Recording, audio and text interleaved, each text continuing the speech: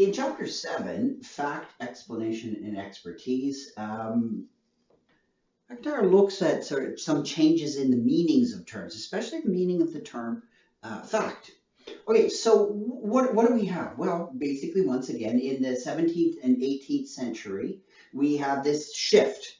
And so now we're starting to bring into what was this shift? What happened? What sort of led up to the what was sort of the roots of the Enlightenment? Well, one of the things that happened is there was the abandonment. It abandoned Aristotle's view of nature. And of course, in Aristotle's view of nature, what drove you can think of it roughly as being the present was driven by future states, by aims, desires of future states, a telos.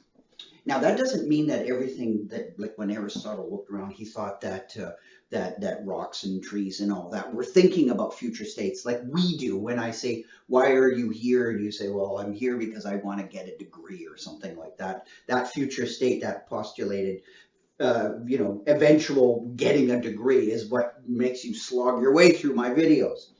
Um, that's not what Aristotle's saying, but nonetheless, unconscious desires and things like that, these were part of his system. But we don't have to get too detailed. That just think of that the present is largely pulled along by its desire for future states. So aims and purposes made sense, like not just in talk about our behavior, but in terms of other behavior. Why are certain things there? Well, it's to serve a purpose, whereas natural selection does not talk about stuff like that. It's totally different. So well before Darwin and all that stuff. So once that's abandoned, what you get now is a mechanical view of nature. And what's sort of the essence of that? Well, roughly you can think of is that that the present is and its movement and its going towards future states. That's not driven by the future states, as in the future states pulling it. No, the direction, the push comes. It's a push. It's not a pull. So what we've gone from pulling to pushing, the present is driven by antecedent causes. So previous states, now imagine if you applied that to your behavior and I'd say, why are you here? And you would have to unpack that totally in terms of antecedent states. You would have a very physicalist kind of explanation. Well, I ate my Wheaties this morning, etc., etc. And you would be talking about antecedent states. You wouldn't be talking about future projections. All right, so what we've got then is this shift from the Aristotelian to the mechanical view of nature. So the shift from aims, purposes, and future states to antecedent causes. And the term, and there's an accompanying change in the shift of the meaning of fact. Again, this is a fairly complicated discussion, which I'm trying to distill down to the basics. But you get a shift in the notion of fact from in the Aristotelian framework. Facts and values were linked up. What was a fact was a fact for us, right? So what was important about it was that it had value for us. So facts and values, as I've drawn this little, easy little Venn diagram, they really were intimately connected. And that meant that, the ought and the is, how things are and how they should be, those are deeply connected. So what you are gives rise to what you ought to do. So if you're a human being, right, and you have a telos, well, you ought to do certain things that bring about that projected telos. You ought to, develop your mind or go, you ought to, in order to make sure that you realize your telos of being the true instantiation of a person. So this idea of facts and values, they were bound up together, and oughts and ises were bound up as well.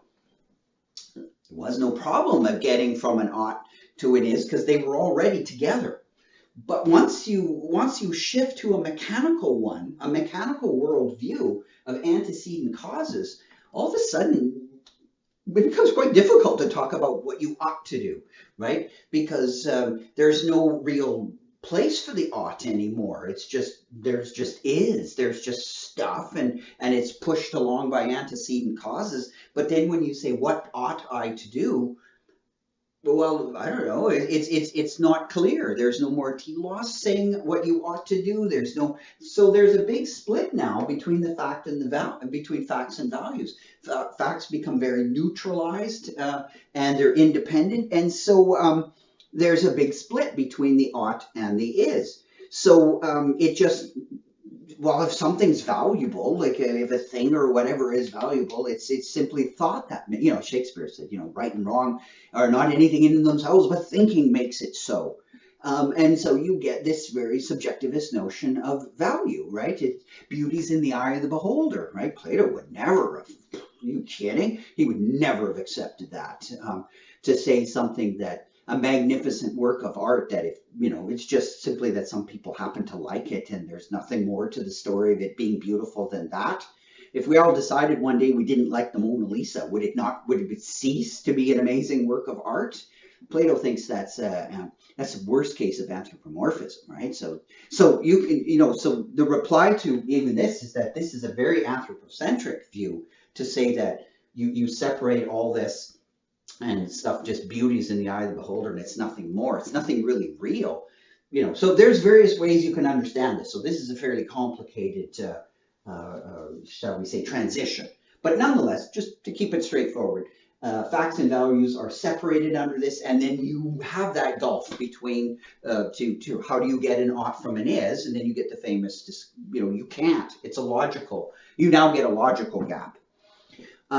So the fact value split has been made. There's an unbridgeable gap between the is of facts and the ought of values. So fact has changed. It's been sort of devalued. It's turned into something neutral.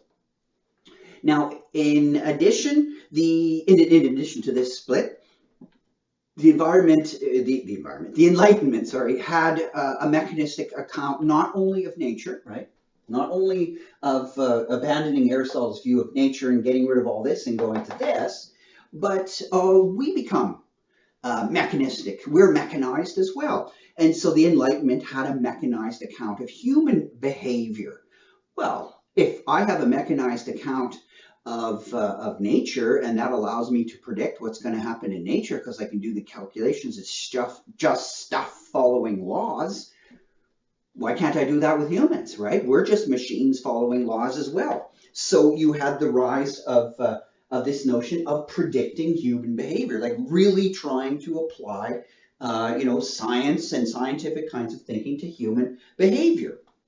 And in that sense, if you can predict it, and you can see what follows from that. If you think of humans in the way that you think of scientific objects, we manipulate scientific objects to get them to do what we want. Well, why can't we start doing that with people? We could, and it doesn't have to always be bad. You could be manipulating humans so that they're more peaceful or whatever. But the key idea is that human behavior can be predicted, it can be controlled and manipulated.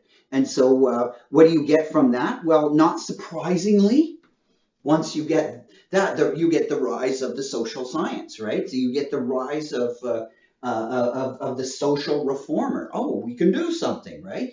And if you look back in history, like, the ancient Greeks had no idea. They thought if you were poor, that was just bad luck or whatever. They had no idea of social problems on a large scale, like poverty and homelessness. They didn't really think about that. Aristotle doesn't really have a good grasp of economics, even though there was economics. There were economics and trade in the day, but he doesn't really have a good grasp of it.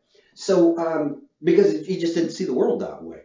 But with the Enlightenment, you do start to see the world as this machine, this mechanical object. Humans are all like cogs in the giant wheel. So you have the rise of the social reformer, and then, not surprisingly, as MacIntyre says, you get the rise of the value neutral notion of managerial expertise, right?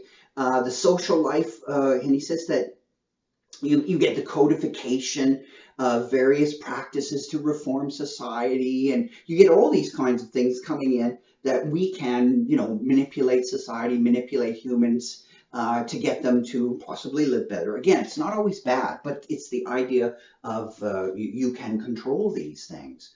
And so there is a duplication, or shall we say, an enacting of the Enlightenment's mechanistic social philosophy. That's what's been going on in the 20th and 21st centuries, is that people trying to be social reformers and shape society on a large scale. So it's not surprised that you had the rise of various very large systems where they thought they could shape humans right from cradle to grave and shape their thoughts and everything to build the entire citizen.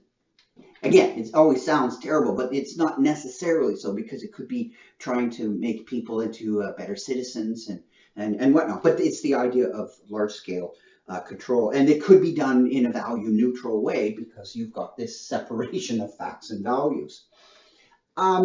But again, the whole justification of the of the mechanistic social philosophy that emerged of this time really hangs on whether we humans really are these kind of law-like creatures, whether we really are mechanistic in of ourselves, and that we can have this set of law-like generalizations governing human behavior, which MacIntyre doesn't think that we can, but that will be the topic of the next video.